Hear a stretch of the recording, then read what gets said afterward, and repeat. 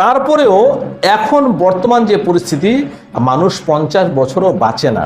সর্বপ্রথম যখন মানুষের জন্ম হয় তখন ছোটবেলায় মোটামুটি 4-5 বছর অবধি সে কোনো কাজ করে না, শুধু খায় দায় আর ঘুমায়। এতে কিছু কিছু লোক আছে সমাজে যে 12 ঘন্টায় ঘুমায় এবং 12 ঘন্টা কাজ করে, কিন্তু তার মধ্যেও ফাঁকিবাজি মারে। এবার রইল আপনার বৃদ্ধ সময়। বৃদ্ধ সময়েও মোটামুটি মরার 5 বছর বা 7 বছর আগের থেকে লোকে কোনো আর কাজ করে না, তার কাজ হচ্ছে খাওয়া আর ঘুমানো। তো সেখানে চলে গেল 5 বছর, জন্মতে চলে গেল 5 বছর, 10 বছর আপনি কোনো কাজ করলেন না, শুধু ঘুমালেন। বাকি যে সময়টা রইল এতে আপনি 12 ঘন্টা ঘুমান, 12 ঘন্টা জাগেন।